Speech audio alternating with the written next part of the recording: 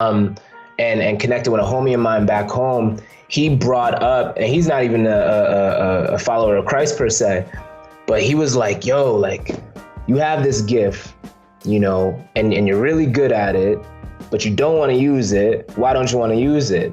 And I gave him all kind of reasons, like, you know, I'm about to, like you said, business school, straight lane, I'm about to be a consultant, I'm about to get married, I'm about to, right, have health care, I'm about to, you know, I'm not chasing money, I'm not chasing girls, I'm not chasing, you know, what I thought of as, you know, hip hop, right?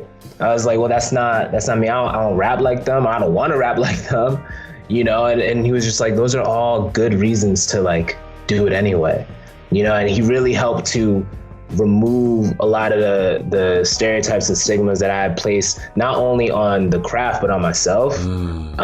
And he was like, if you have a gift and you were given a gift, it'd be a sin not to use it. And when he said that, it kind of like, you know what I mean? It shook me up. I was like, who are you to tell me that, right? But I mean, like, every right, right? Yeah. You had every right. And so I sat with that and I was like, dang, okay, well, what could that look like? And again, you know, my dad didn't go past the 8th grade, right? And so I've always had this sense of like, as I navigate life, I'm thankful for like people that I can find these days, right? Like I'm thankful for like mentorship and things like that. But growing up, it was very much just like, yo, I'm gonna figure it out because I have to. That's one thing that my dad taught me, right? Is like survival is the name of the game. So I'm gonna figure it out. And rest in peace, Auntie Tass, but she would always tell me to learn every day. So if I don't know how to do it, I've never done it before, I'm not gonna be like, oh well, then it can't happen. I'm gonna figure out how. And so that really, those are like things I didn't even realize God was like instilling in me until I was able to put it all together. Once I put it all together, I was like, oh, I bet this is what I'm gonna do. Fam. Whether or not people think that. Fam, it's such a beautiful narrative, right? Because you don't know as it's happening how it's, you know, preparing you. You don't know how it's shaping you, how it's molding you accordingly. Nah. But even in this, right? You know, like, you know, where you're from, you know, Kingston, where you from.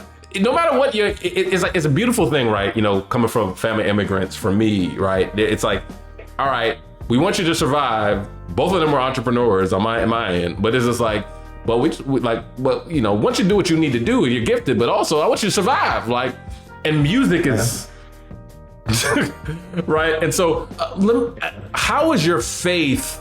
Because a lot of times people say, I demonstrate my faith through my commitment to X. But it seems like your view was, my commitment is to bringing everything God has given me and push it outward.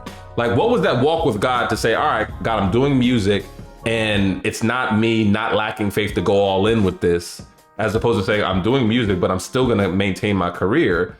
And that's actually an equal show of faith. Like, what was the conversation with God around just your mental space around keeping both versus one and that demonstrating your faith? Yeah. That's a dope question. You know, it could partly be because I learned how to walk with the Lord primarily just from reading the word.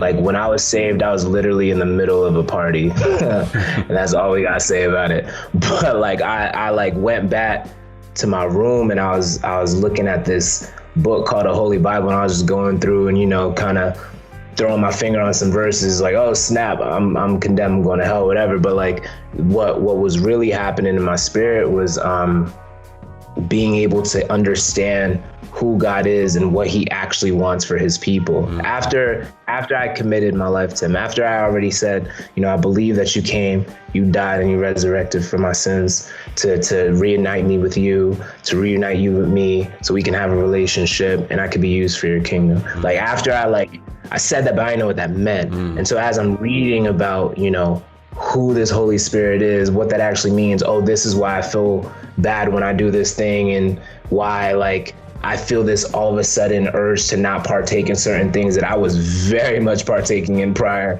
you know, just like out of nowhere. Like it wasn't people telling me like, oh, do this, don't do this. It was me walking with the Lord myself and understanding that, you know, and one of the things that happened during this journey, by the time I started fellowshipping corporately and you know, serving in the community and outreach, mission work, this, that, and the third, by the time I was doing that, I had this understanding that it wasn't that the Lord hated me or like, you know, the way that I used to be.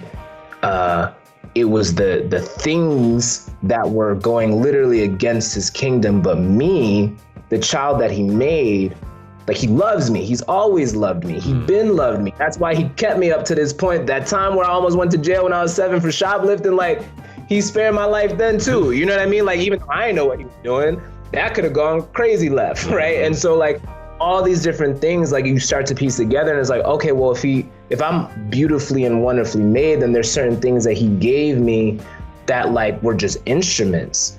Now I use the instruments however I did back then, but now I have the opportunity to use the instruments in a different way.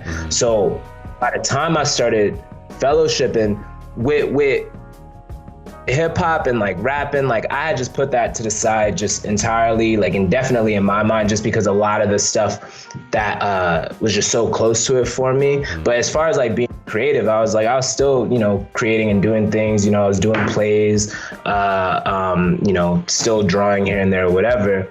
But, you know, by the time I had that conversation with my friend, you know, it really showed me that like, I still, even in the 5 years that I wasn't rapping, I was still rapping. It was just to myself. I was still writing stuff, but it was just between me and God. You know what I mean? I was still doing poetry, but you know, it was in my like private. I was still journaling every single day and you know, writing stuff, but I wasn't showing it to nobody.